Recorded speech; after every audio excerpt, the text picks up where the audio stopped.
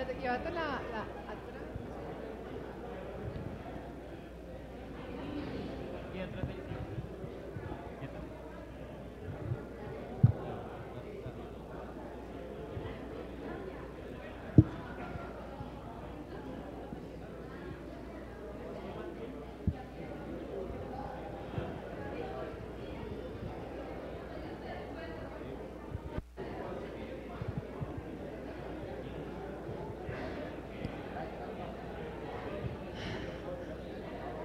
Buenas noches. Vamos a comenzar.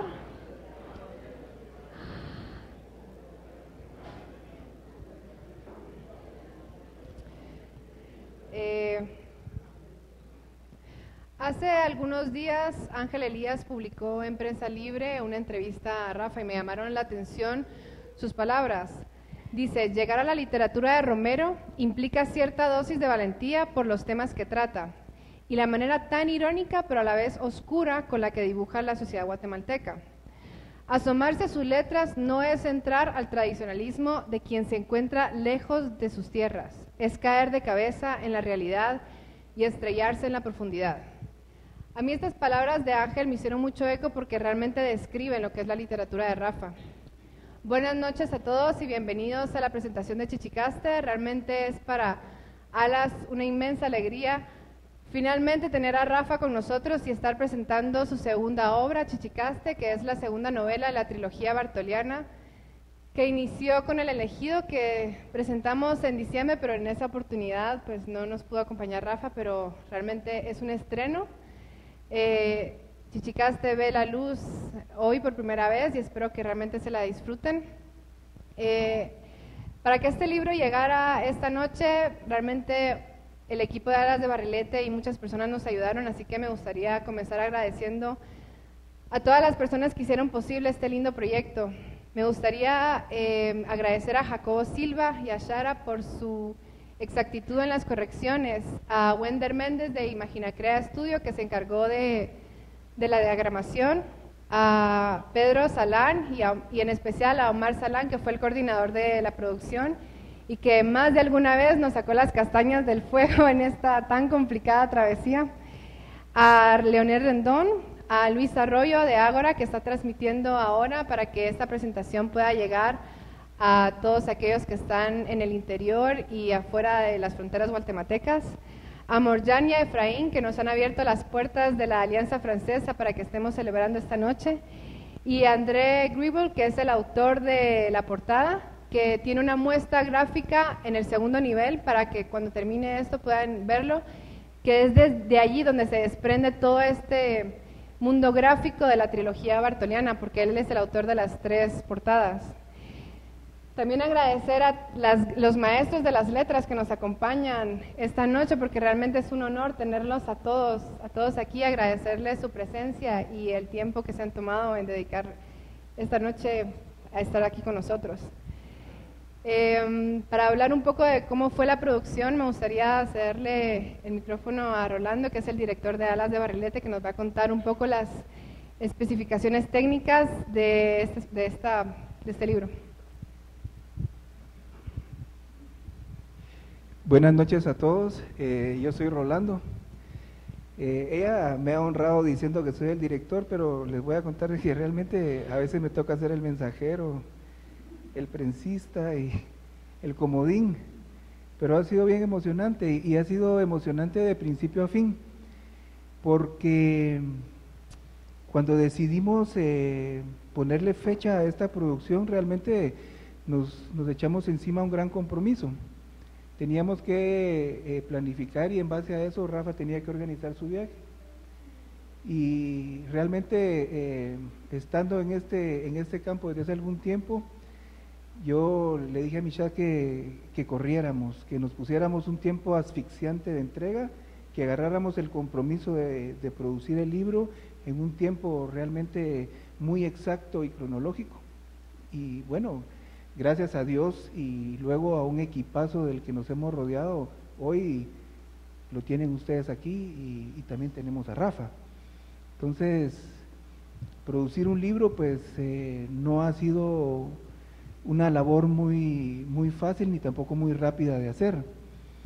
Desde un principio hemos querido tener un cierto grado, un cierto estándar que se ajuste a lo que queremos llegar. Y para esto, pues obviamente nos hemos hecho rodear de un equipazo de Mara que nos ha ayudado desde un inicio en el diseño y en la diagramación, un equipazo en producción, un team excelente de correctores a los que les hemos puesto la meta que por favor no se les vaya ni una letra ni una tilde, que es una labor muy difícil. Por allá tenemos una auditoría externa también que nos visita, que es Mario. Y vaya, gracias a todo este esfuerzo y a un objetivo claro y conciso que nos pudimos trazar, el libro hoy se está presentando y coincidimos justamente con la niña de Rafa. Estamos contentos por tenerlo con nosotros, ya tenía algún tiempo que no venía y vaya, a ustedes que hoy nos honran con su visita y vamos a entrarle al tema medular y a oír lo que los demás compañeros tienen que comentarnos. Gracias por venir y buenas noches a todos.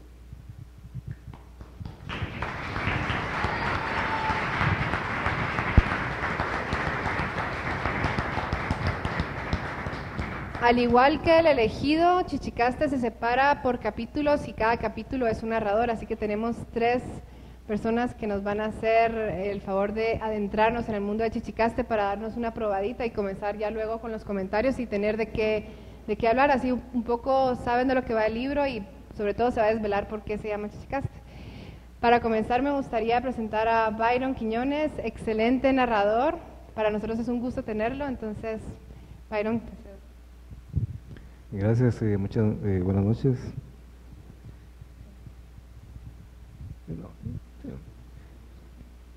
El origen del título Chichicaste puede ser así como que intrigante al principio, es como el título del elegido. Uno se mete a leer el libro buscando encontrar ese párrafo donde nos explique por qué se llama el elegido o por qué se llama Chichicaste. Pero mientras uno llega a ese espacio es como que no se da uno cuenta todo el camino que ha recorrido hasta llegar a esa parte que uno busca. Y mientras tanto se ha disfrutado uno mucho el camino. Y es una narración, podría sonarle muy explícita o muy cruda a muchas personas, pero está muy bien caracterizado para el ambiente, para el tipo de personajes y todo, está muy adecuado. Esa es parte de la magia de la literatura del máster Rafa. Entonces, yo les voy a leer un fragmento donde se explica por qué es. Digo que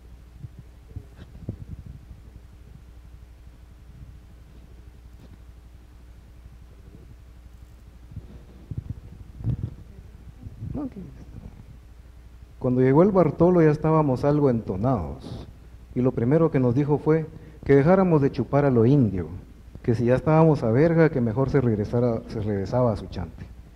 Nos metimos un par de levantones cada uno y tranquilo tu cuerpo, como si nada.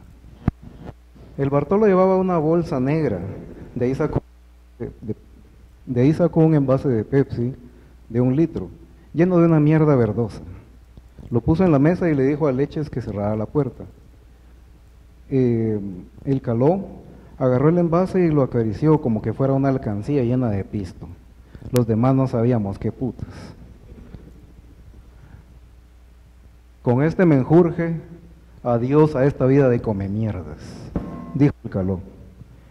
¿Y qué es esa onda pues?, preguntó el sapo. Droga debe de ser, dijo el mapa que estaba sentado en el suelo, sobando al Judas y fumando mota. Bartolo nos dijo que vaciáramos nuestros vasos y de ahí le contestó al mapa. No es droga, es un remedio. Si piensan que es droga, estamos pisados. Tanto misterio y tanta mierda. ¿Para qué?, pensaba yo, medio desconfiado, y me le quedaba viendo al Riches para ver qué onda. Pero aquel con la coca ya andaba más que entusiasmado y no me puso mucho coco. Mientras el Bartolo fue sirviendo. Parecía licuado de arveja y olía como a grama mojada, como a monte, aunque algo dulzón. ¿Qué puta será esa mierda?, seguía pensando yo. al cacho no se envenena este pisado. La verdad es que me lo pensé 2 veces, fíjate, pero cuando vi que todos los pisados empinaron esa mierda, no me quedó otra y tuve que hacer yemas. No era amarga, pero tampoco dulce. No te puedo explicar bien ese saborcito pisado. Lo que sí te digo es que te quemaba la garganta, igual o peor que un tuquimicazo. Puta, cuando el calor nos dijo que lo que acabábamos de zampar era un preparado de chichicaste, nos cagamos de la risa de la pura incredulidad. Ah, ¿cómo putas? Decía entre mí. ¿Vos has visto las matas de chichicaste? ¿Conoces esa mierda? Va, la onda es que nadie en su sano juicio sería caballo de tomar ni verga que tuviera que ver con esa babosada, ¿me entendés? En primer lugar, porque para hacer agua de chichicaste o un preparado de esos, primero hay que cortar hojas de chichicaste y eso sí está pisado. Yo al menos no lo haría, pues. Por eso te digo que no muy le creíamos, pero eso era chichicaste, manito. Chichicaste mezclado con no sé qué monte pisado y un cachito de panela o de anís para que no te dieran ganas de echar la huaca. De ahora en adelante van a saber lo que es bueno. Esa frase que había dicho el Bartolo, el calor la remató con una mierda así. Y si lo dice el elegido, lo dice por algo, mocha.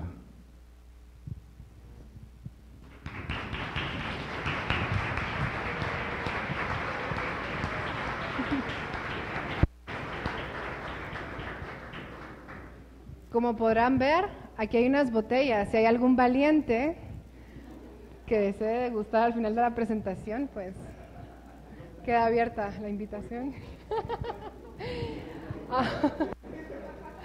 Ahora me gustaría presentar realmente a una excelente poeta con nosotros, Vania Vargas, que va a leer un capítulo de La Chata. Voy a tratar. Casi todo el cerco que dividía la casa del Marco Antonio y la de los vecinos de atrás, unos señores que tenían una panadería, era de chichicaste, con 2 o 3 matas grandes de maguey o 2 troncos de flor de izote, todo bien amarrado con alambre de púas. Había un pedacito de pared, de adobe, pero de ahí todo era chichicaste. Una mina de oro para el Bartolo, imagínense. Miren qué casualidad, yo no sé si era suerte o qué, pero parecía que todo le caía del cielo. Allí, en el otro cuartito que no estaba ocupado, hacía sus preparados. Siempre muy cuidadoso y ordenado, guardando los menjurjes en botes de plástico, de esos de los de jugo de naranja, y poniéndole ropa húmeda encima para mantenerlos frescos, ya que ahí no había refri. Yo misma le había conseguido una licuadora algo vieja y una estufita eléctrica de una sola hornilla, y bueno, le ayudaba en lo que podía. De mula yo pensaba que si el chichicaste lo había curado de su alcoholismo y de su diabetes, tan malo no podía ser, ¿no? Lo raro era que el Marco Antonio ni siquiera se acercaba a esa parte de la casa, fíjense. Era su casa, su terreno, pero a saber por qué no iba. Un día vimos en la tele que el mentado Cash Luna tiraba la Biblia al suelo en uno de sus espectáculos y que les decía a 5 o 6 de sus ayudantes que ahí, donde había caído la Biblia, la presencia de Dios estaba haciendo presente, que había una línea que ningún pecador podía atravesar. Una cosa así, no me acuerdo bien. La cosa es que los cuates estos iban caminando, tratando de acercarse a la Biblia, y de repente se quedaban tiesos, o se caían de boca o de espaldas. No podían avanzar y pasar la línea esa que decía el Cash que había ahí. En el patio de la casa pasaba algo parecido, fíjense. Sí, no me lo estoy inventando. Parecía que había una línea invisible, al menos para el Marco Antonio. 2 o 3 veces lo vi ir y regresarse a medio patio, a saber qué se le pasaba por la ñola, pero ya no seguía, se regresaba. Otro día voy y hablo con ese cerote, que aún estoy para perder el tiempo, me dijo una vez que regresó encabronado del chance. Hasta donde yo sé, el pobre Marco Antonio ni se imaginaba lo que había adentro, y tampoco creo que se imaginara lo que hacíamos con el Bartolo. A lo mejor sospechó que había algo raro, pero nunca me echó en cara nada que tuviera que ver con el Bartolo, o mejor dicho, con el Bartolo y yo juntos. Creo que él siempre creyó que era mi tío, pero que era una mala influencia para mí y para la relación que teníamos. Lo que sí me acuerdo que me comentó un par de veces fue lo del monte que estaba creciendo en la parte de atrás de los cuartitos donde vivía el Bartolo. Ahí hasta Quimiche, chata, hay. Dice, desde aquí se ve, y el pobre Limonar ese debe estar cundido de liga, pero como parece que tu tío se está muriendo y no tiene ni brazos ni manos, entonces aquí sí que se quede, yo no voy a mover un dedo. Fue lo que me dijo una vez cuando ya se notaba que él también, el Marco Antonio, había cambiado. Yo se lo comenté a Bartolo y él me dijo que no me preocupara, que él estaba seguro de que el monte ya no iba a seguir creciendo y que él se iba a encargar de mantener bonito allí. Jocotenango tiene un suelo bendito. Además, si el monte está ahí, era por algo, me dijo, fíjense. Pero yo no le entendí o me imaginé que andaba con sus tragos. Ni modo, a él todo ese monte le servía. Después lo supe y lo entendí mejor cuando me explicó bien lo de las mezcolanzas que hacía con el mentado chichicaste. Se puso a mezclar con todo lo que encontraba para ver qué salía. A mí el que más me ayuda es el chichicaste puro, como el que probé en el tambo. Todo depende de quién lo tome y para qué quiera tomarlo, algo así me dijo. A mí creo que me dio a probar de todos, o sea, de todas las mezclas que hacía. Proba esto otro, me pedía de favor. Los que veas que están muy amargos me decís, ¿oíste? Chichicaste con quimiche, chichicaste con higuerío, chichicaste con chipilín, chichicaste con bledo, chichicaste con apazote, chichicaste con malva, chichicaste con cogollos de naranja, limón o lima, chichicaste con hoja de maguey, chichicaste con jacaranda, chichicaste con flor de izote, chichicaste con hoja de caiba, chichicaste con hoja tierna de granada, chichicaste con puntas de whisky, chichicaste con loroco y otras más que ya no me acuerdo. Algunos montes se los traía yo misma del mercado y otros me los regalaba a la María Elena, una muchacha que trabajaba conmigo en el equinoccio y que tenía un su terrenito con un montón de árboles y arriates con flores, matas y toda la cosa. Yo le decían que era para mi marido, que siempre estaba malo y que me habían recomendado que le diera montes. ¿Cómo no, chata?, me decía, y de vez en cuando me llevaba mi buena bolsa. ¿Que qué sentía? La mayoría de veces era como si estuviera bola, pero sin estar bola, o sea, sin el malestar, sin el mareo, sin andar tambaleándome por ahí y no acordarme de nada al otro día.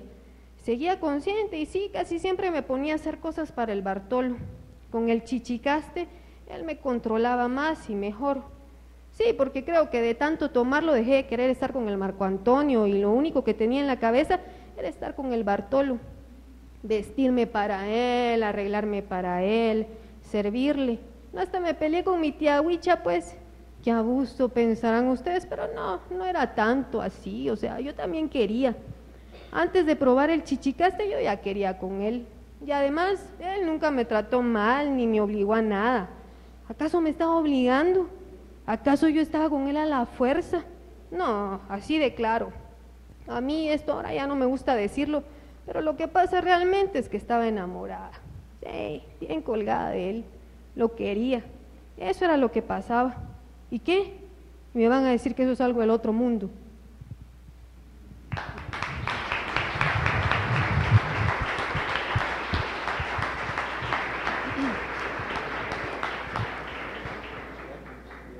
Y para dar voz a otro de los personajes, escritor, editor y tantas cosas que dijimos que tenías de título en el conversatorio pasado, balletista, ex balletista, es que mejor con ustedes, Juan Pablo Dardón. Buenas, bienvenidos todos. Creo que tienen una visión errada de Guatemala. Dejen de ver noticieros y leer periódicos. Lean esto. Realmente Guatemala de antaño, de ahora y de muchos años venideros está aquí plasmada. No hay mucho que ver, no hay mucho que analizar. Simplemente está descrita acá de una manera cruda, pues como es la realidad.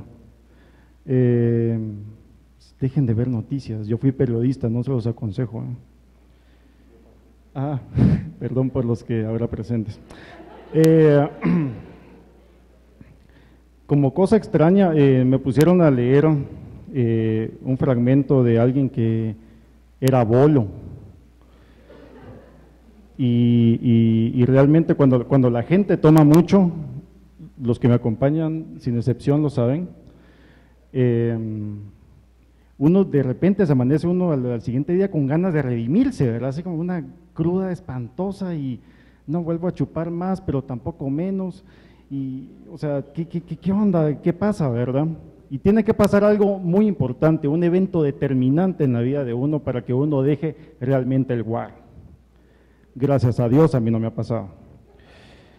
Entonces este es uno de un fragmento de uno de los chavos que sí tuvo un encuentro cercano con la muerte y pues decidió cambiar.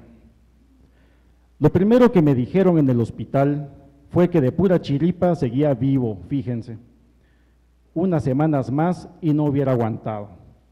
Además, me había tomado unos frascos de la medicina que la chata usaba para los hongos o infecciones que le salían en sus partes íntimas.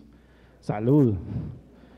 Me tuvieron que hacer un lavado de estómago, pero donde sí no pudieron hacer mucho fue por el atropello.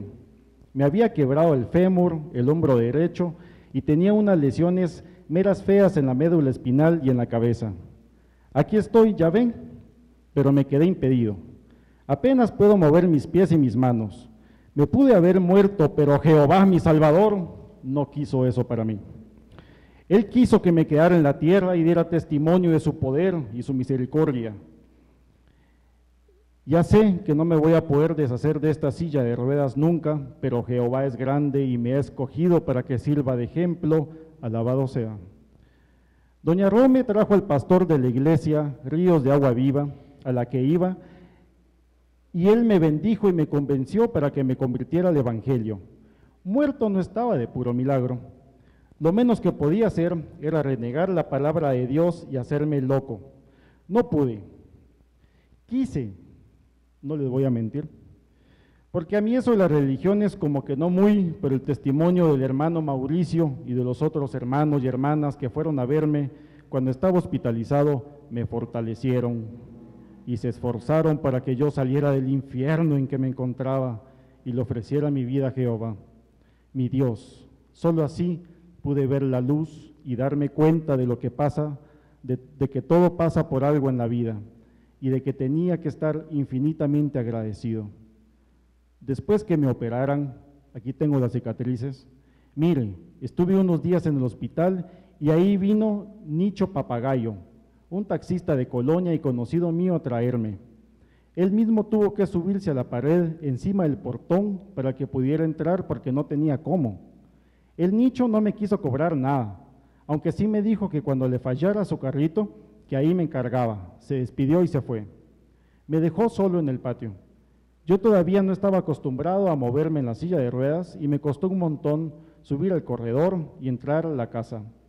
Intentándolo estaba cuando me acordé de la letrina. Puchica usted. Le pedí a Dios fuerzas porque sentí que se me salía el pecho y que la lengua se me hinchaba y se me metía en la garganta y me atragantaba. San cuentos, dije entre mí, y le di duro a las ruedas de la silla hasta llegar a los cuartitos y de allí a la letrina. Me costó un montón usted, no se crea. El patio tenía hoyos y con el agua el monte había crecido bastante. Cuando llegué a la puerta de atrás me di cuenta de que todo seguía igual como cuando yo había estado allí, al menos como yo me acordaba. ¿Cuál sería mi susto? Usted, puchica, cuando abrí la puerta no había nada, se los juro. Y yo, lo de jurar por Dios, ya no lo digo usted porque no lo prohíbe uno de los mandamientos, pero sí se lo puedo jurar por mi santa abuela, que Dios la tenga en su gloria. Ya no estaban. Alguien que iba a andar sabiendo yo quién, había entrado y se las había llevado a otro lado. Lo único que había allí era nylon y las pitas. Si le digo que ahí estaban, era porque ahí estaban usted.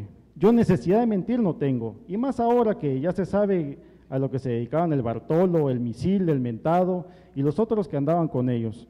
Le di una vuelta a la letrina y nada. Sí, se las había llevado. Creo que una de ellas la vi la noche que me topé con el Bartolo en el Todo por ti, ese lo conozco, cuando el Misil quería invitarme a tomar con ellos.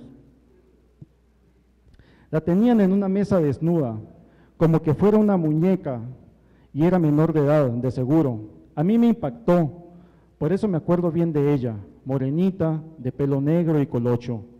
Y la otra, no sé quién era, ni tampoco quise averiguarlo. Me dio asco, me sentí sucio y pecador, solo de verlas, pero de seguro era otra prostituta.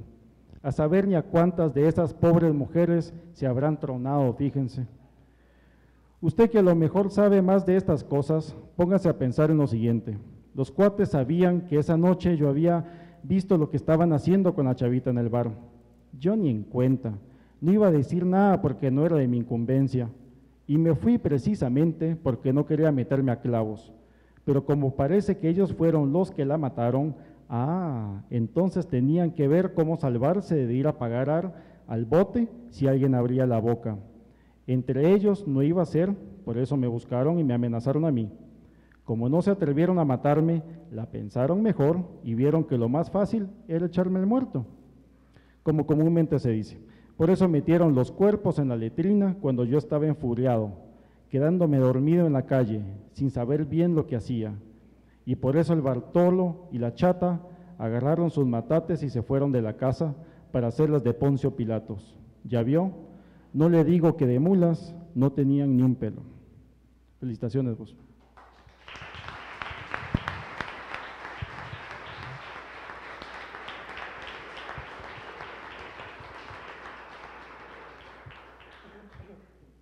En diciembre me quedé con las ganas de darte personalmente el libro, lo recibió tu hermano, pero para mí realmente es un gusto darte hoy el elegido y Chichicaste en edición especial, así que Rafa.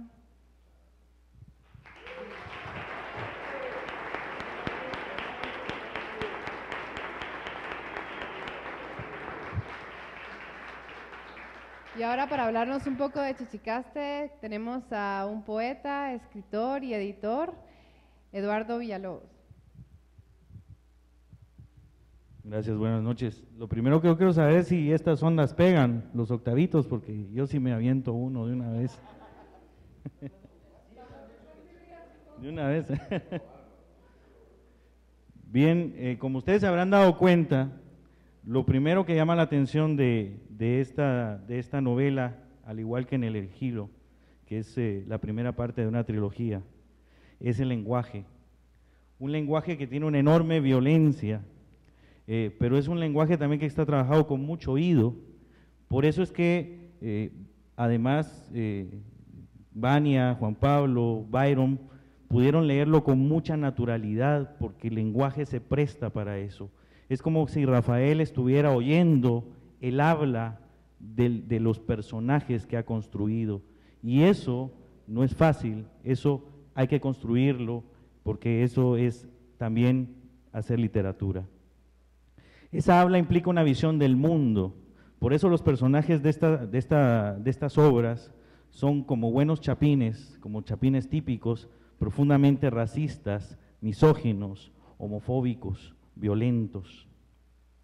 El germen de esta novela puede rastrearse en un blog que Rafael mantiene desde hace algunos años y que se llama Mula que es uno, donde él también empieza desde hace años a hacer ensayos con el lenguaje y también a parodiar la realidad a partir a veces de un personaje que se llama Rex Mamey. Cualquier parecido con cierto otro personaje lo vamos a obviar, ¿verdad vos? Pero digamos, esto que está haciendo Rafael se inscribe en una tradición que existe en nuestra literatura y que podría rastrearse, pues incluso hicieron intentos algunos escritores en el siglo XIX, pero que es más evidente, por ejemplo, en Asturias. Asturias logra recrear el habla de distintos estratos de la sociedad. Lo logra hacer también con mucha maestría, con mucho oído y con mucho oficio. Pero también un autor que Rafael admira mucho, de hecho su tesis de graduación es acerca de este escritor, un escritor que desaparecido lamentablemente en 1984 y que es Luis de León, porque también existe violencia verbal, también existe cierto oído en sus relatos y particularmente en El tiempo principia en Xibalbá. Y yo no la llamaría influencia, porque no sé qué tanto, Rafa, porque hace años cuando platicábamos, vos decías que no lo habías leído mucho, pero creo que se inscribe también en esa vertiente que en los años 70 instaura también Marco Antonio Flores, el bolo en nuestra literatura, con los compañeros, y donde también recrea la violencia verbal de un grupo social determinado, en este caso inscrito en el escenario de la lucha armada. Es decir que existen coincidencias entre la obra de Rafa y una tradición que existe. Pero también existe una coincidencia estructural, sobre todo con las grandes novelas latinoamericanas del siglo XX. Por eso cada capítulo de esta obra está narrado por un personaje distinto. Es una perspectiva múltiple, es una voz polifónica la que nos cuenta esta historia. Y existen muchas elecciones de Rafael, muchas elecciones muy sabias de escritor, en la que él va develando la trama con mucha destreza, ¿verdad? Entonces es también Rafael heredero de una enorme tradición. Es decir, que no es solamente como podría alguien pensar, digamos, o como, por ejemplo, a veces cuando atacaron El Elegido, pensar que Rafael simplemente está escribiendo chingaderas. Yo creo que aquí hay un enorme trabajo, un admirable trabajo de escritura, ¿verdad? Existe, digamos, yo percibo cierta similitud, digamos, entre este trabajo y ciertas obras, y la reflexión me llevó porque yo me pregunté, porque Rafael vive en España, Rafael ha publicado libros en otros lados, de hecho, El Elegido se ha leído, por ejemplo, en la Universidad de Stanford, ¿verdad? ¿Qué tanto un lector que no sea guatemalteco puede insertarse en este lenguaje que crea tan chapín, que nos recrea Rafael? Y entonces eso me llevó a pensar en otra obra que comparte, digamos, también un poco de la visión violenta de Chichicaste y del Elegido, que es La Naranja Mecánica, la novela de Anthony Burgess, que fue llevada al cine por Stanley Kubrick, ¿verdad? Y en esa novela lo que hace Anthony Burgess es crear un lenguaje completamente nuevo, una jerga que el lector o el espectador incluso de la película va interiorizando.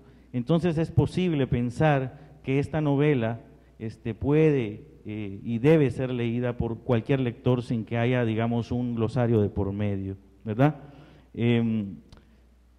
Pero más allá de todo esto, más allá del lenguaje, más allá de la estructura, más allá de la tradición de la que hace parte Rafael, también existe algo que es subterráneo en esta obra y que es realmente el verdadero sentido, ¿verdad? Ya Hemingway había hablado de la punta del iceberg, que la literatura solo nos muestra la punta de algo que sabemos que está ahí en la profundidad y que es enorme y que es lo que de verdad da sustento a eso que vemos.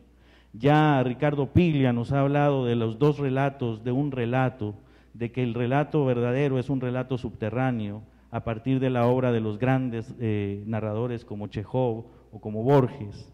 Y yo creo que el relato subterráneo de esta novela, y en esto coincido mucho con Juan Pablo, tiene que ver con la visión de la periferia, de lo periférico, de lo marginal. De alguna manera, estos personajes viven en los prostíbulos, viven en los billares, en esquinas sospechosas, en la calle, son una especie de delincuentes, pero en realidad lo que pasa es que sobreviven al mundo que les tocó vivir con cierto cinismo, son de alguna manera sobrevivientes, son perdedores, pero que tienen mucho cinismo. Y de alguna manera, por eso yo suscribo a las palabras de Juan Pablo, aquí lo que nos está relatando en realidad Rafael Romero, no es solo esa historia de un grupo de delincuentes que hablan muy graciosamente y que tienen y cuya la trama principal de la novela se va develando como que si fuera casi a veces un relato policíaco o un thriller, sino que lo que pasa es que son testigos de una realidad que es realmente terrible. Jocotenango es un pueblo periférico de una ciudad, pues ya no tan periférica por el turismo, pero que de alguna manera es una ciudad que está lejos de la capital. Muy cerca de todo ese mundo donde llegan los turistas, donde llegan gente a hoteles de lujo y a comer, existe este grupo de delincuentes, existe este grupo de personas, y también existe una muchacha, la Chata, y un hombre que ama a esa muchacha, el Maco, el Marco Antonio, que de alguna manera intenta vivir en el sistema, y sin embargo, entre todos los perdedores, él es el más perdedor de todos. Él es el que no puede sobrevivir, y sin embargo los otros de alguna manera son más fuertes, ¿verdad? Entonces en este libro hay mucho cinismo, pero también hay lealtad, hay honor, hay fe. Existe en este relato una serie como de visiones subterráneas que realmente le dan mucho sentido al libro. De este libro se pueden entonces hacer varias lecturas. Estarán las lecturas, digamos, de los que buscan la corrección política y dirán, pues esto es realmente, qué sé yo, inmoral, chuco, qué sé yo, no sé. Esos lectores no creo que importen. Están también los lectores morbosos, los lectores que lo que buscan es simplemente una especie de relato de ultraviolencia, una especie de como de obra tipo Chuck Norris, ¿verdad? La Tortrix. Pero yo creo que el mejor lector que puede, y no van a salir decepcionados de ese tipo de lectura, porque la novela tiene todo eso, pero el verdadero lector de esta novela, el que realmente creo que se merece esta novela tener, es un lector que va a ver en la marginalidad de este mundo un espejo de nuestra historia, de nuestra realidad, pero también de nuestro futuro. Yo no quiero hablar mucho hoy porque viene una fiesta y los octavos me están haciendo ojitos, ¿verdad?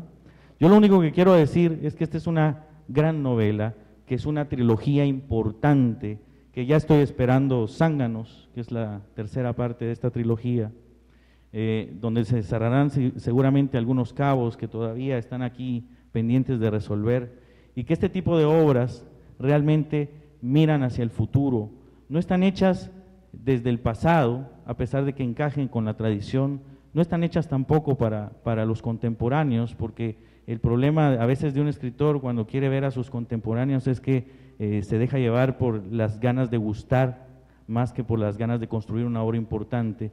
Yo creo que esta obra mira al futuro, yo la aplaudo realmente de una manera redonda y rotunda. Gracias.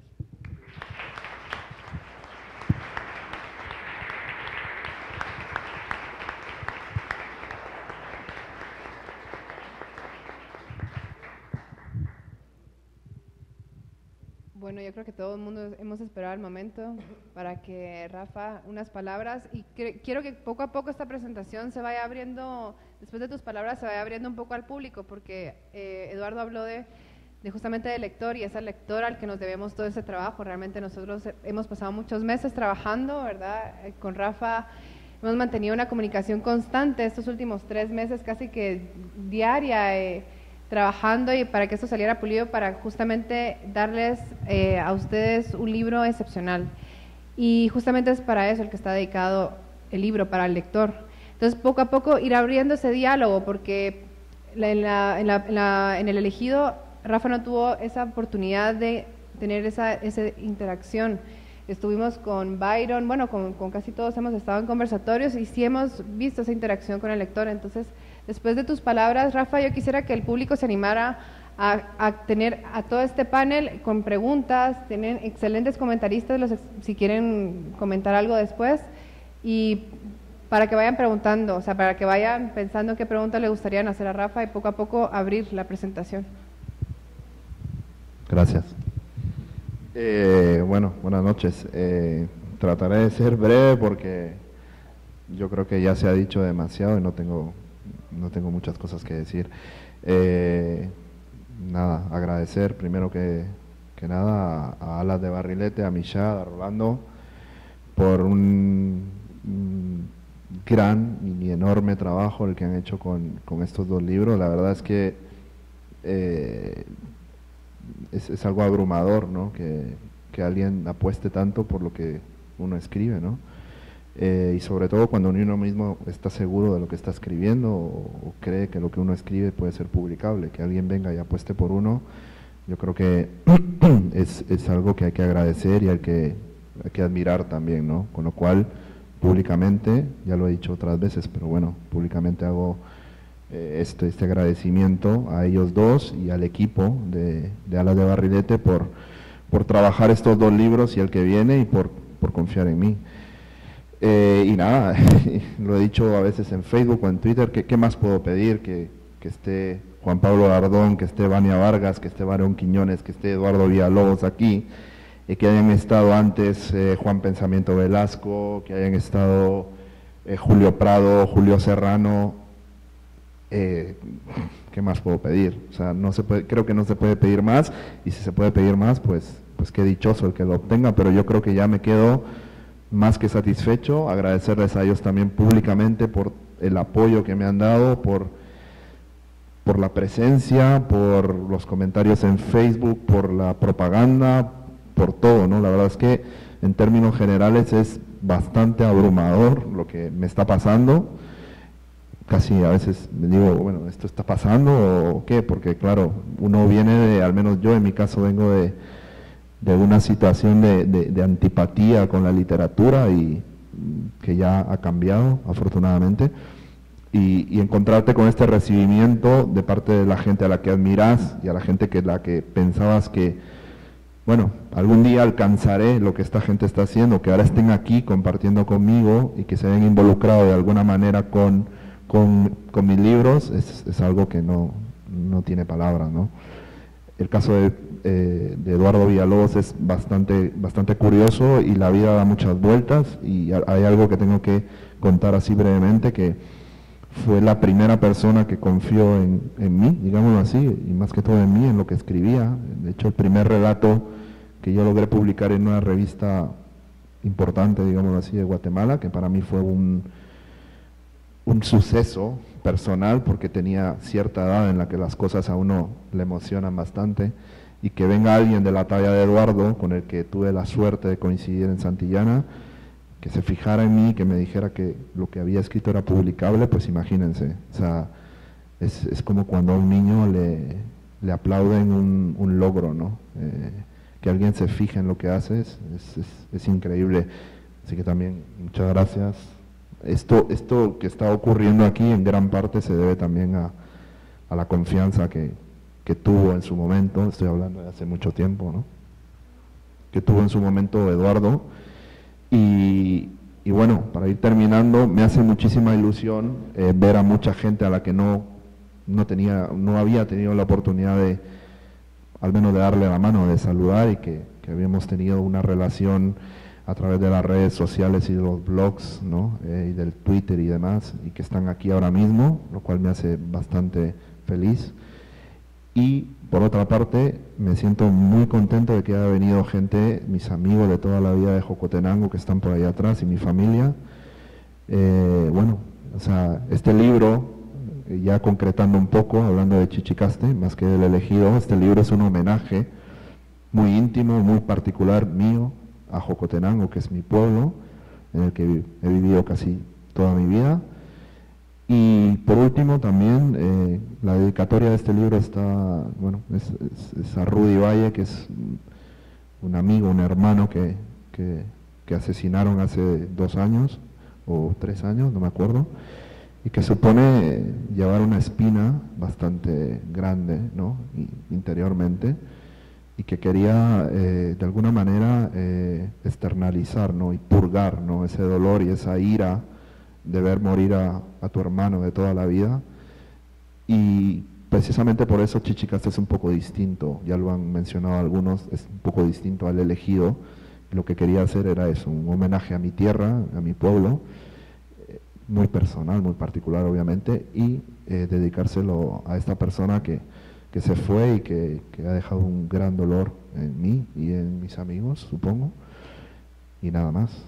Muchas gracias por estar aquí y nada más. No tengo más que decir.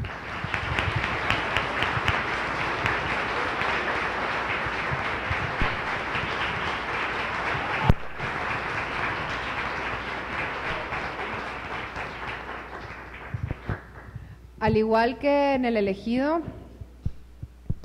hay 3 ediciones. Hay una edición especial, hay una edición alas, que es en papel marfil, y hay una edición tolo, en papel periódico. Esta vez, Rolando decidió utilizar una tinta verde Rainforest. El elegido está en gris, Chichicaste está en verde, Zánganos estará en café. Entonces, también es una de las particularidades de esta edición que ustedes van a poder, yo creo que disfrutar cuando lo tengan. Y no sé, me gustaría que ya comenzáramos un poco más el diálogo, si alguno, Byron, Vania o Juan Pablo, quisieran comentar algo más, y si no, comenzamos con preguntas del público. ¿Sí? Yo creo que por el micrófono. ¿Sí?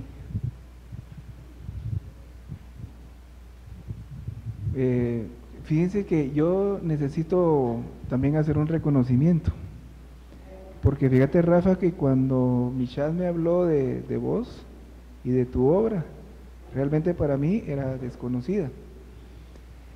Y en un principio, cuando le di la primera ojeadita al elegido, me dio miedo leerla y la descarté por algún tiempo, fíjate. Entonces, luego de eso ella insistió y al final lo leí. Después de que lo leí, me identifiqué con la obra y entonces ya nos decidimos a publicar. El trabajo que ha hecho Michal es un trabajo extraordinario, extremadamente agotador, se lo digo yo, que me ha llevado a un ritmo en lo que realmente he pedido pelo muchas veces y me he quedado tirado porque es incansable para trabajar, extremadamente exigente y va más allá de los límites. Y creo que es bien válido hacerte un reconocimiento, Michal, porque realmente me has enseñado a trabajar, a dar lo mejor que una persona puede dar, profesionalmente exceder los límites y exigir la excelencia en todas las cosas. Y si algo aquí se ha logrado, es un mérito tuyo, porque incluso, ¡bravo!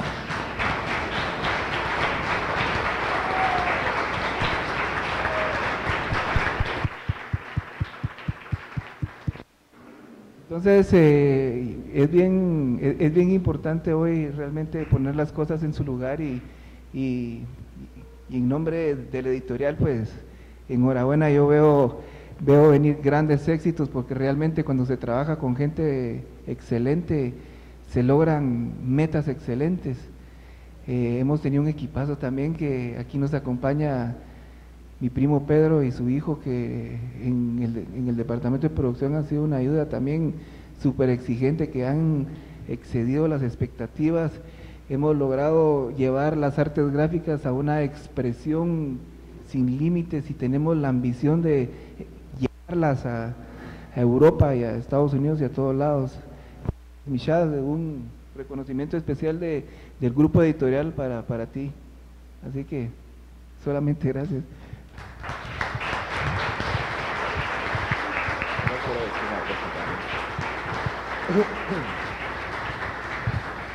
Sí, se me había olvidado mencionar algo que es bastante importante también, ya que lo mencionaba un poco Rolando. Estos libros tampoco hubieran sido posibles sin la parte visual de André Grible, que está allí y que yo creo que no debería estar ahí, sino que debería estar aquí. No sé por qué está ahí, la verdad. Muchas gracias. La verdad es que yo creo que no me dejarán mentir, lo he hablado con mucha gente. Un libro es una especie de fetiche también, ¿no? tiene que tener varios elementos, no solo el contenido, digamos así, sino que tiene que tener una atracción, ¿no? Y en el elegido, yo cuando, es una anécdota un poco personal y también lo voy a tratar de contar brevemente, cuando decidí publicar el libro antes de que saliera con Alas de Barrilete, lo decidí publicar por mi cuenta en Bubok, un portal de internet de España. Dije, tengo que buscar una portada que refleje realmente lo que yo estaba intentando, o lo que intenté contar en el elegido, y dije, voy a empezar a buscar entre mis amigos o conocidos, porque hasta en esa fecha yo no había tenido el gusto de conocer personalmente a André, pero lo tenía agregado en el Facebook, lo cual dije, mira, pues me voy a meter a ver lo que hace André, que bueno, ya había aparecido en Te Prometo Anarquía, entonces tenía una referencia de lo que hacía, y empecé a ver un álbum que tenía de sus obras, de sus dibujos, dar, y pum, y dije, esto. O sea, fue algo, una especie de epifanía, ¿no? Que es una palabra que me gusta a mí mucho y que me ocurre muchas veces con muchas de las cosas que hago, es ese momento en el que uno dice, aquí hay algo y quiero esto, ¿no? Y quiero esto para mi libro. Y se lo comuniqué a André, y André, otra persona hubiera sido, me hubiera dicho no, o me hubiera dicho, bueno, déjame pensarlo, o te voy a cobrar tanto por tal, y no, al contrario, fue toda disposición, y bueno, eso es algo que te agradezco, André, públicamente, y ya te digo, a mí personalmente, independientemente también de lo que piensen los demás, para mí, gran parte del éxito del libro, sin disminuir el gran trabajo que ha hecho Alas de Barrilete, te lo debo a vos con estos diseños que son para mí fantásticos. Muchas gracias, André. Y esto, un aplauso, por favor.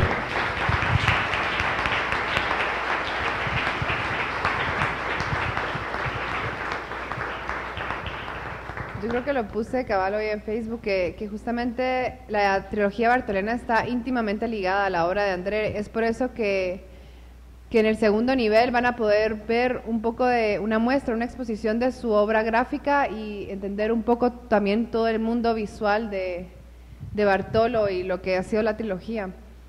Entonces, no sé, a mí me gustaría, si alguien gustaría comentar algo, alguien del público, preguntas, todas las preguntas que nos hicieron en los conversatorios, yo creo que ahora es el momento, aprovechando que Rafa va a estar este corto tiempo con nosotros, entonces no es lo mismo una presentación sin el autor, si realmente ahora aprovechar a desmenuzarlo. Entonces, no sé si alguien tiene alguna pregunta. En los conversatorios no estaban tan tímidos.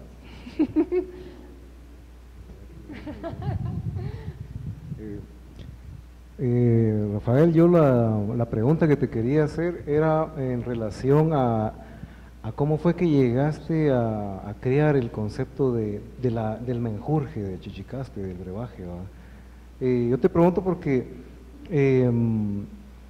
es una parte como que también muy fascinante de tu obra, ¿verdad? Este manejo, se podría decir, de los alucinógenos, de los efectos que tiene el chichicaste. Entonces a mí me gustaría que vos nos contaras cómo fue que tuviste, como decís vos, ese momento epifánico en que decís, voy a hacer una droga que sea basada en el chichicaste, ¿verdad? Y le voy a poner tales y tales efectos, que yo creo que con lo que compartimos aquí con Rafael, es que somos creadores de drogas ficticias, ¿verdad? Porque yo, pues en mis libros está el Loop 66, que es un alucinógeno muy fuerte, pero que el efecto es que el que lo consume alucina que se está convirtiendo en una bestia carnívora, ¿no? Entonces cuando salió esta noticia de Miami, de aquel indigente que le devoró el rostro al otro, yo puse en mi Facebook, quiero aclarar que el Loop 66 existió antes, ¿verdad? Lo escribí en 2006, ¿verdad? Y esto está pasando en 2012, ¿verdad? Entonces 2013 fue, acaba de ser, ¿verdad? Bueno, entonces ya no hablo más y te dejo el micrófono. Quiero aportar a eso. Yo también consumo drogas un montón. No, bueno, personalmente quería felicitar a Rafael por su obra, está fabulosa. Lastimosamente, aunque no lo crean, trabajo y estoy trabajando en este momento. Dije, voy a ir por un cigarrito y me escapé. Entonces tengo que regresar a trabajar. Los dejo, enhorabuena, gracias.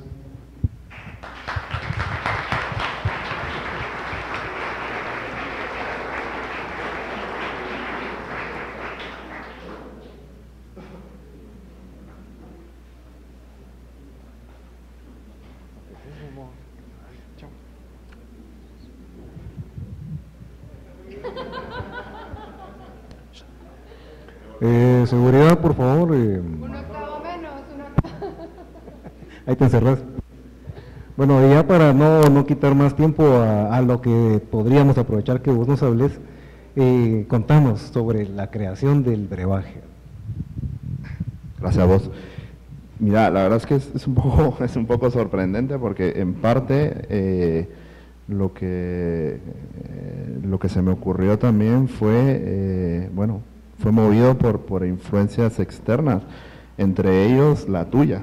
Es decir, me llamó mucho la atención esa creación de una droga, ¿no? Y de situarla y de hacerla realidad dentro de una ficción, obviamente, ¿no? Yo creo que hay que tener ciertos conocimientos también, pero también hay que apostar, ¿no? Por ese tipo de elementos que, a ver, en el caso mío, en el caso de Chichicasque, mucha gente puede decir, come mierda, ¿no? Es decir, esto no me lo creo. Hacerlo creíble dentro de la historia yo creo que es el riesgo y es lo que uno tiene que tratar de lograr, ¿no? Al final de cuentas estamos leyendo ficción, a pesar de que el objetivo de mis libros, de estos, es generar una especie de hiperrealismo, de ultrarrealismo, como dijo por ahí. ¿Dónde está? ¿Dónde está? Se ha ido, estaba tomando fotos aquí, Alejandro García, de esquises, ¿no? ¿Dónde está? Ah, estás aquí. Una especie de ultrarrealismo, pero claro, siempre no olvidándonos de que estamos dentro de una ficción, ¿no? Para mí el chichicaste es una planta que está asociada a mi infancia y a mi adolescencia. Mis amigos de allá atrás y mi familia no me dejará mentir. En Jocotenango, antes de que se urbanizara más, era, pues eso, había muchos callejones y muchas calles con cercos de chichicaste, ¿no? Cuando jugabas de niño y te querías meter a las fincas vecinas, a los terrenos vecinos, tenías que pasar entre cercos de chichicaste o portillos, como le decíamos nosotros, ¿no? Que eran agujeros o hoyos que hacíamos de jóvenes o de niños para meternos al otro lado, ¿no? Para pasar al otro lado. Y más, o sea, el que se topara con un poquito de chichicaste ya sabía lo que era bueno, ¿no?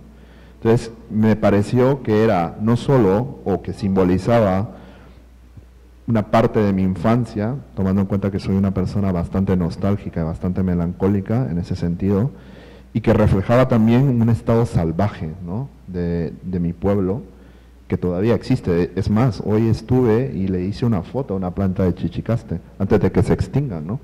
Porque luego la urbanización, ¿no? Y aparte de lo que te comentaba, para volver a tu pregunta, de esa influencia, quería agregar ese detalle y que sirviera de motor, ¿no? O sea, es decir, asociar una innovación, es decir, crear una especie de droga alucinógena, y que significara pues algo que es parte de Jocotenango, ¿no? Entonces creo que por ahí fue una ocurrencia también, ¿no? Incluir ese elemento y darle el título al libro y a la historia, que girara alrededor de ella. Nada más, creo yo.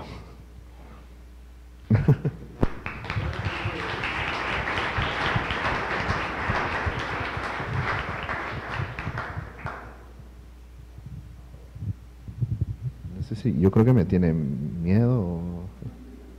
Luego la gente te está diciendo en el Facebook, pero ¿cuándo vas a venir? Que no sé qué, y cuando estoy aquí.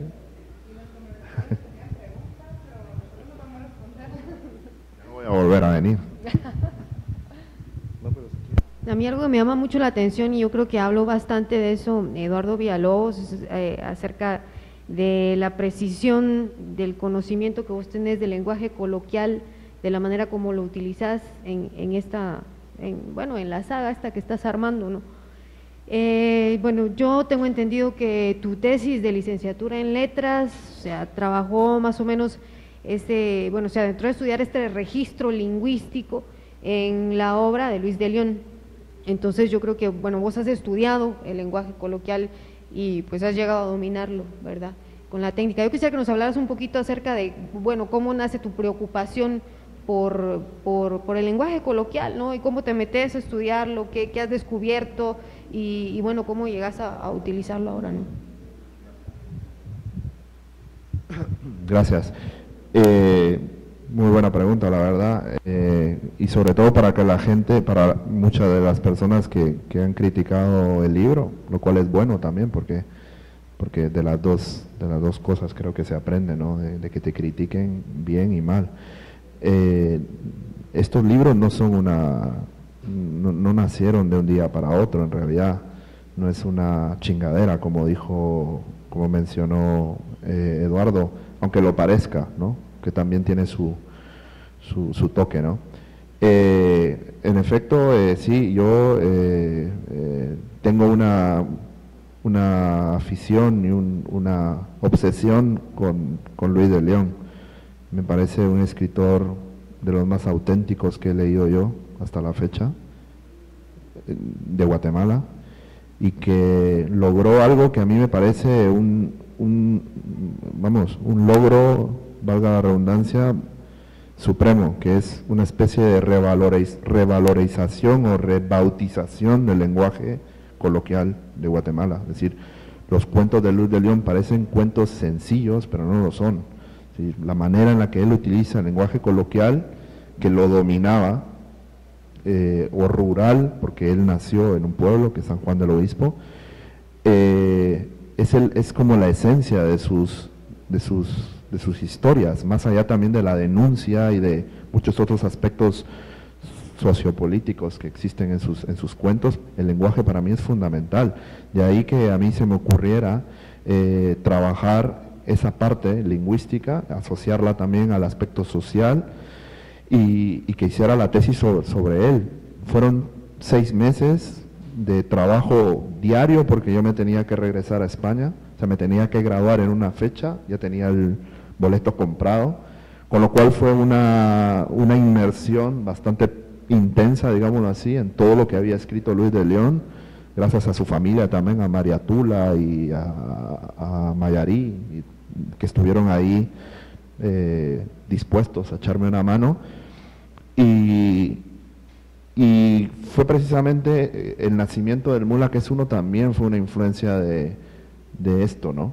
Lo que yo quería o lo que yo pretendía era no perder ese nexo que me hace a mí ser la persona que soy, es decir, que me hace a mí ser guatemalteco, porque yo sabía que al llegar a España iba a perder muchísimo. De hecho, no es que lo haya perdido, pero hay cosas que ya no van a ser las mismas, obviamente, después de estar viviendo 8 años ahí. Entonces yo quería que ese nexo no se difuminara, ¿no?, que siguiera permanente. Entonces, el hecho de haber trabajado de esa forma Luis de León me influenció de una manera increíble. Yo pensaba que escribir así, como están escritos estos libros, no lo iba a poder hacer nunca, porque requiere una precisión y requiere un trabajo.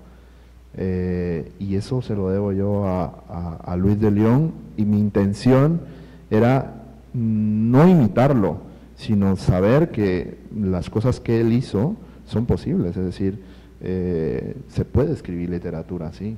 Otra cosa es que la gente la vea como literatura, pero se puede escribir literatura así, y lo que ha hecho Luis de León es algo que, bueno, que no tiene comparación, esa sencillez, ¿no?, eso ordinario, ¿no?, esos relatos tan aparentemente, o algunas construcciones, o algunas escenas tan básicas y algunas infantiles incluso, no lo son en el fondo. Es decir, hay una intención de Luis de León en construir su literatura. Entonces yo estaba tratando de recrear y de alguna manera de reproducir un poco esa influencia, ¿no? Drenarla y sacarla en estos escritos.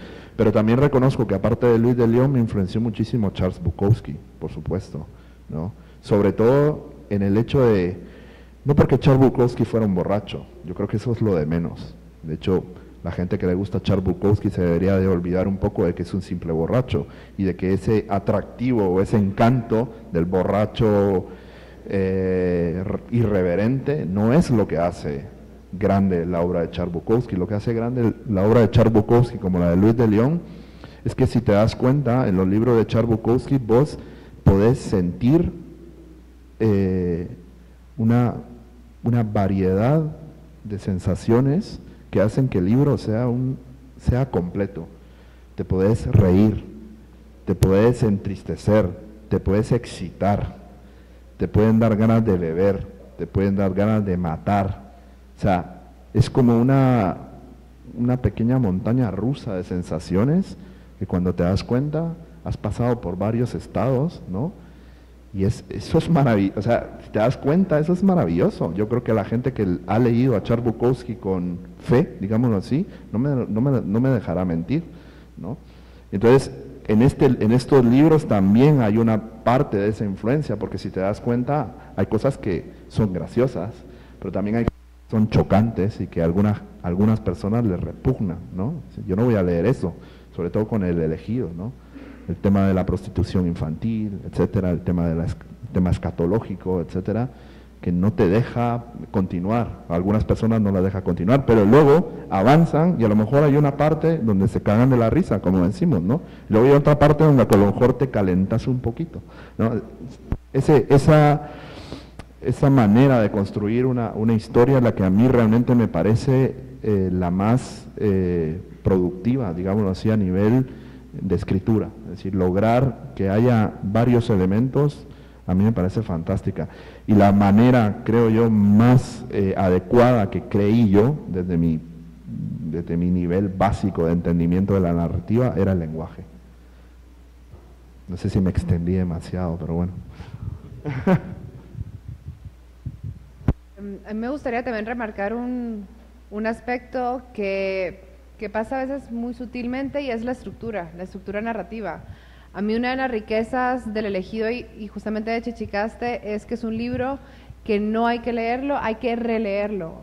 Hay que leerlo 2 veces para comenzar a entender esas pequeñas sutilezas que tiene la estructura narrativa. No es una estructura que cansa en ningún momento, sino que al contrario, avanza rápidamente y a uno le dan ganas de seguir leyendo para saber en qué se desenvuelven las demás tramas. Son tramas complejas, son tramas que se entrecruzan, son personajes que justamente cuando uno siente que ya se alejó demasiado, vuelves otra vez. Entonces yo realmente sugiero a todos que si tienen la oportunidad de leerlo varias veces, lo hagan y van a comenzar a descubrir esas pequeñas perlas que tiene tanto El elegido como Chichicaste en cuanto a estructura narrativa. No sé si alguien se anima. ¿Sí?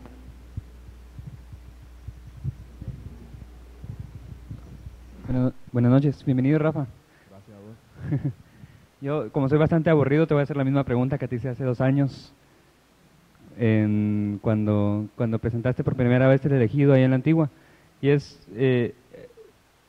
sos una persona bastante pública, por decirlo así, entre comillas, porque tenés un montón de plataformas por las que estás constantemente comunicándote, pero creo que sabemos poco acerca de tu trabajo hacia futuro en este momento, ¿no? Entonces, además de la trilogía, me gustaría saber en qué más andas, o qué será lo próximo que vamos a leer, ¿no?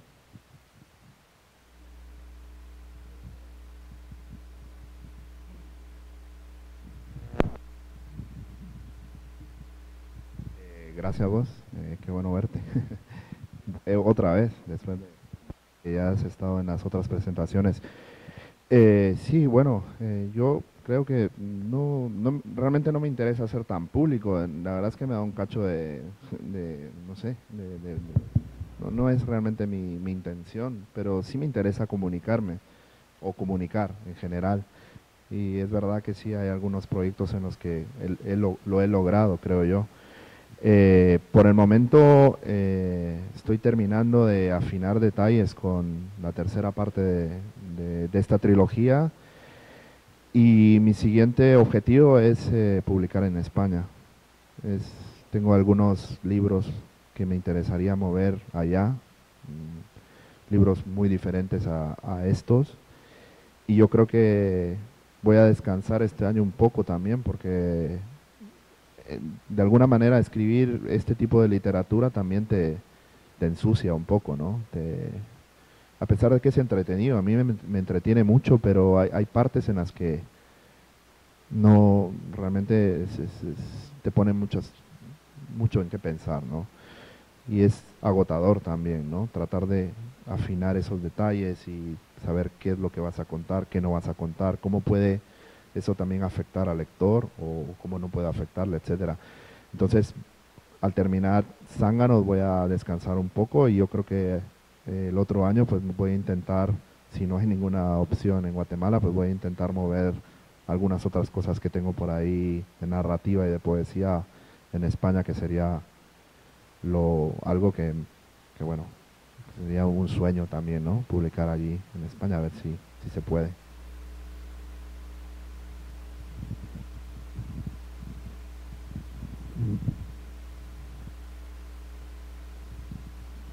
Gracias. Teniendo 8 años de ventaja para tomar perspectiva, y considerando que mencionas la guatemalidad como algo que te retrotrae, que te produce nostalgia, aquí viene mi pregunta. ¿Podés mencionar una característica que nos redima? Nos redima. Ajá. Viene esto enfocado más que todo si en lo que tú concibes como guatemalteco puedes visualizar la figura de un héroe, de algo que verdaderamente nos inspire y nos dé una luz de lo que podríamos llegar a ser.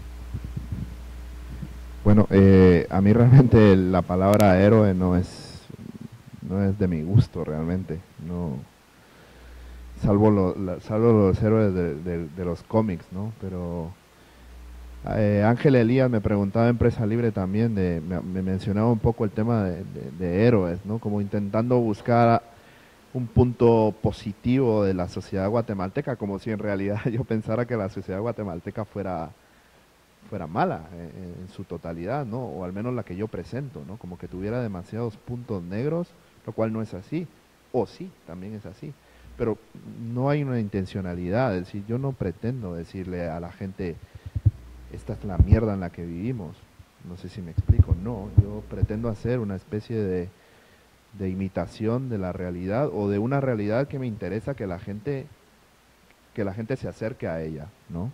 ¿Qué nos puede redimir como guatemaltecos? Yo destacaría que somos una sociedad bastante,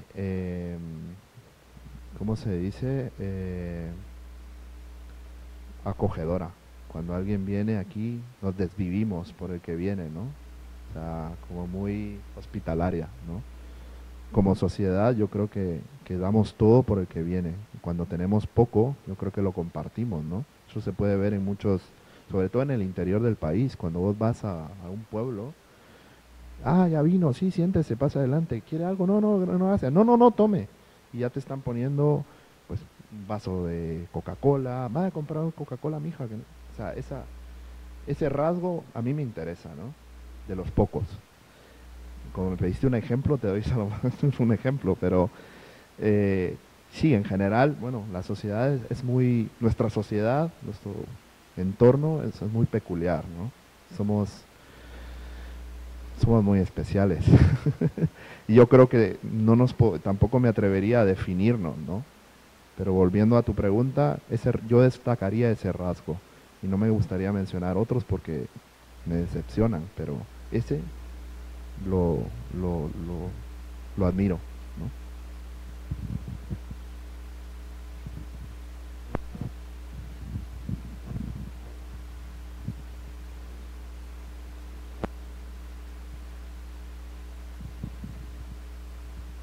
A mí me gustaría hacerte una pregunta acerca, como es una trilogía, ¿verdad? Si se pueden leer en desorden las novelas y si tú, digamos, en tu, ¿cómo decirlo? En tu estructura creativa te tiraste la novela de un solo y después la partiste, o ¿cómo fue el proceso que te llevó a hacerlo trilogía? Y muchas veces uno guarda una expectativa, ¿verdad? Porque, por ejemplo, los que ya leyeron El Elegido tienen expectativas respecto a Chichicaste. Entonces, tal vez que interrelacionaras la trilogía y nos contaras cómo la percibí.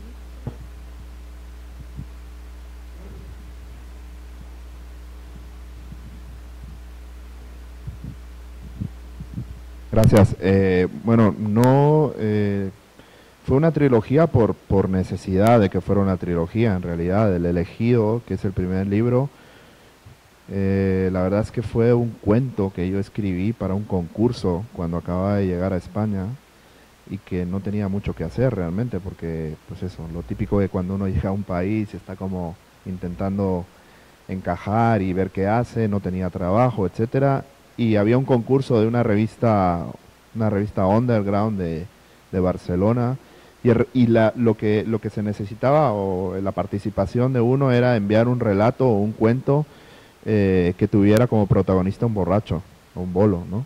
Y yo, el error más grande, no sé si fue error al final de cuentas o no, porque aquí está el resultado, pero bueno, mi intención fue participar, pero hacerlo de una manera como si yo no fuera un narrador guatemalteco, sino hacerlo como que haciéndome pasar como un narrador español, que obviamente no soy. El resultado fue una porquería, ¿no? Es decir, un cuento, un relato falso, que al leerlo te das cuenta de que no iba a funcionar. O sea, de hecho, la gente las pocos que lo pudieron leer, me imagino que habrán dicho, ¿y esto qué es? ¿No? O sea, así no escribimos los españoles. Con lo cual, agarré y me olvidé del cuento. 2 o 3 años más adelante, un día lo volví a encontrar y me pareció que la historia, no la manera en la que la había escrito, parecía rescatable. Y así nació El Elegido, pero en principio era un libro nada más, y ya no solo un libro, era un intento de novela, que había intentado yo 2 veces antes escribir una novela y no lo pude hacer, y con este libro, ya con los recursos que hemos mencionado antes, me atreví y la terminé, lo cual me pareció ya un gran paso, terminarla, ¿no? Y nada más, o sea, ahí se acabó la historia, pero claro, después de unos meses te das cuenta de que a lo mejor podías haber avanzado más, podías haber incluido esto o lo otro, etcétera, etcétera, como que te quedas picado, ¿no? Como se dice aquí. Y entonces ya me planteé la idea de continuar la historia, ¿no? Y así fue. O sea, no fue escribir la historia completa, porque si te das cuenta tampoco es una historia lineal, no, ni que yo la haya desordenado a propósito, no, sino fue naciendo un poco así. O sea, El Elegido fue un libro bastante experimental, ¿no? Chichicaste ya no, Chichicaste fue un libro más pensado. De hecho, mi intención era hacer un libro diferente al Elegido, y lo mismo con Zánganos. Sí, tampoco hacer una trilogía convencional en la que en la segunda parte pues se resolviera todo o aparecieran los mismos personajes de la primera, no. Me interesaba una historia más global, que se alejara por otros escenarios y que tuviera una figura central, que es Bartolo, que todo girara alrededor de él en distintos escenarios. De hecho, Chichicaste está ambientada en Jocotenango, que es lo que comentaba yo al principio, y Zánganos pues no puedo decir mucho, pero un poco así fue el proceso. Respecto al orden de lectura, ayer en la entrevista que realizaron en Atómica Radio, Rafa mencionaba que obviamente es ideal pues cierto orden, ¿verdad? Es recomendable pues haber leído El Elegido antes de Chichicaste, pero aún así creo que no estaría de más el experimento y uno se puede adentrar perfectamente a la trilogía desde Chichicaste y regresar al Elegido. Yo creo que inclusive no es necesario. Yo muchas veces he cometido el error de no haber empezado justamente un libro porque ya era la secuela o algo así. Yo creo que en esta trilogía, si me permite decirlo, sí se puede hacer ese experimento, sí se puede iniciar desde Chichicaste y volver al Elegido perfectamente. O sea, son 2 historias completamente diferentes.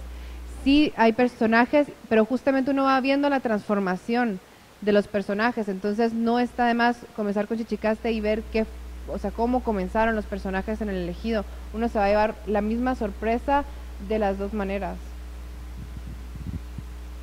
Sí, sobre todo, sí, perdón que no me fui por ahí para responderte lo que me preguntabas al principio. Sí, yo creo que se pueden, de hecho mi intención era esa, que cada libro tuviera una especie de personalidad propia, ¿no? Como se dice, o una independencia, de tal manera que pudieran funcionar solos, por separado.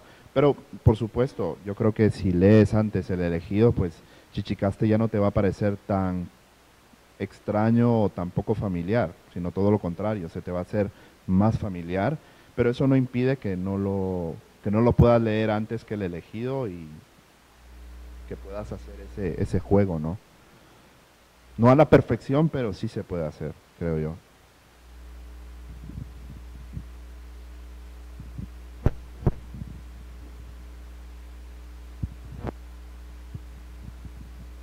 Buenas noches, Rafa. No está de más felicitarte por esta trilogía. Espero que en los años próximos sea un referente para nuestra literatura. Parte de mi pregunta es que hay cierta negativa en cuanto a cierto grupo de lectores, al lenguaje coloquial que manejamos. Ciertos escritores, hay una cierta negativa desde Asturias, pienso yo, si no estoy mal. ¿Cómo logras darle ese giro para que esos lectores logren voltear a tu obra, verdad? Y pues, ¿cómo saber que lo que realmente escribís es digno de ser publicado y que realmente sea digno de lo que se siente en este país, verdad?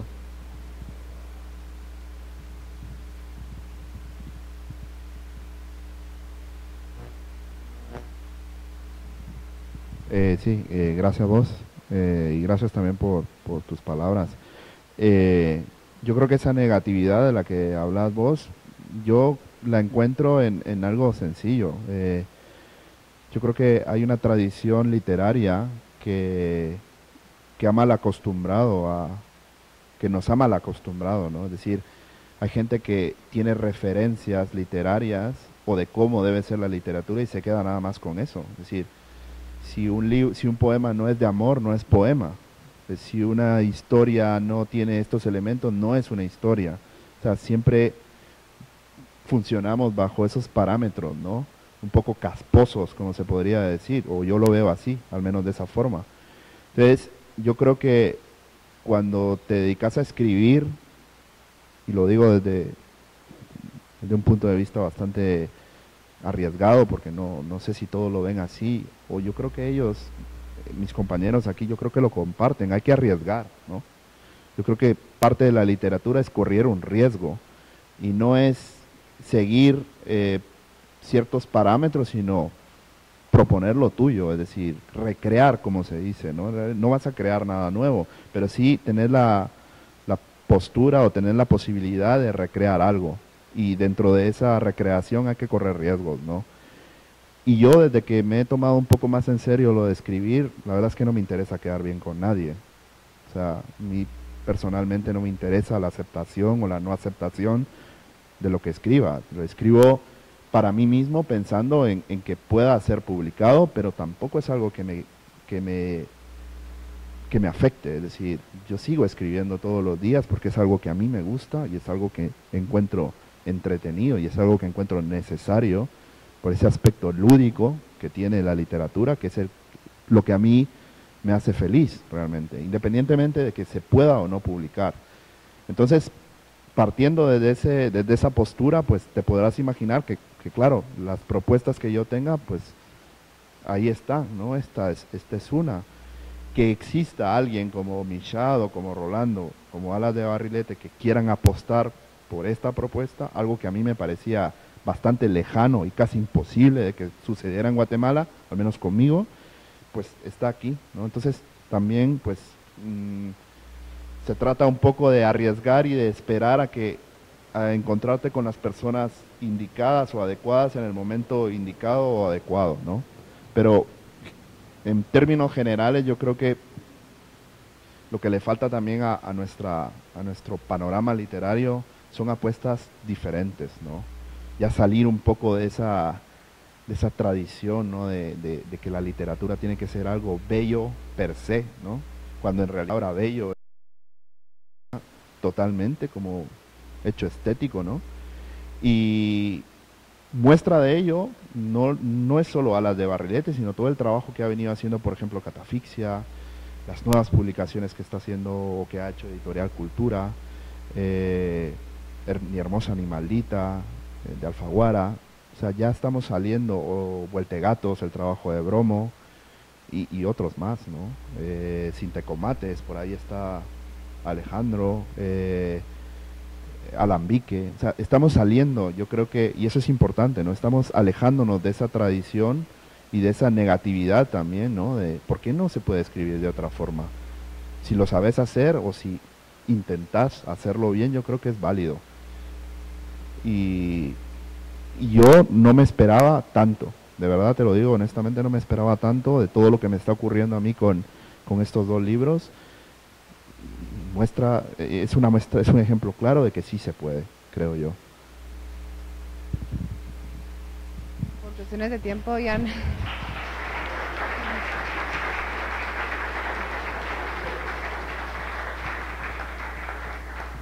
No me voy a extender mucho porque por cuestiones de tiempo vamos a pasar a la fase que también más nos gusta, que es la celebración. Pero también simplemente dejar como que añadir al comentario de Rafa que desde Alas de Barrilete también estas obras nos parecen importantes porque vienen a conformar una estampa más o una fotografía más dentro de todo el panorama que está dibujando la literatura contemporánea y que posiblemente ahorita a corto plazo no somos capaces de ver, pero en 10 años Chichicaste, El Elegido, la trilogía bartoliana va a reflejar la realidad guatemalteca ahora, cómo se hablaba, o sea, no solo en el registro lingüístico de cómo se hablaba ahora, sino en el sentido social de cómo está la sociedad ahora.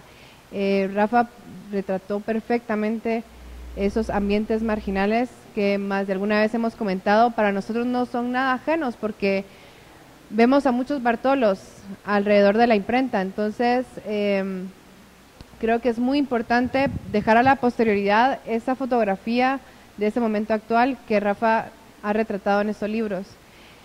Pero nos podríamos quedar hablando horas y horas. En Alas de Barrilete lo que más amamos son las letras, así que los invitamos a las demás actividades que vamos a tener. Vamos a estar en Casa Cervantes este sábado y la próxima semana vamos a estar en Sofos, por si quieren. Y en Casa del Río la presentación del libro va a ser el 22 en la Antigua. Entonces, por si quieren acompañarnos a todas estas actividades, más que bienvenidos. Y si quieren seguir haciendo preguntas, Rafa se va a quedar por aquí un rato. Así que, otra cosa, simplemente me gustaría, si Hugo, el ganador del concurso que sacamos en Facebook, está por aquí, si se pudiera acercar con nosotros, sería genial para que le pudiéramos dar su libro. ¿Sí?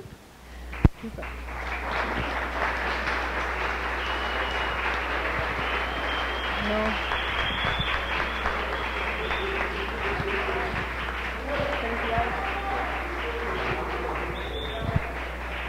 Ya lo habías comprado.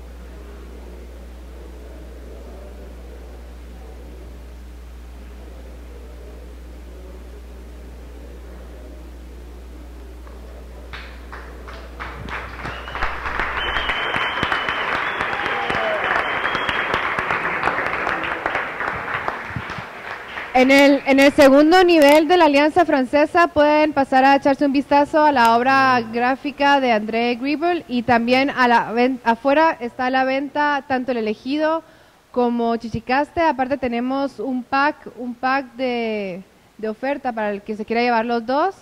También allá está un cuaderno para el que quiera dejar sus comentarios, sus observaciones, las felicitaciones a Rafa, a la editorial y a todos nosotros. Pues bienvenido a dejar sus comentarios, sus madreadas o lo que les salga del alma. Así que los invitamos a celebrar con nosotros. Muchísimas gracias a todos y nos vemos en las próximas.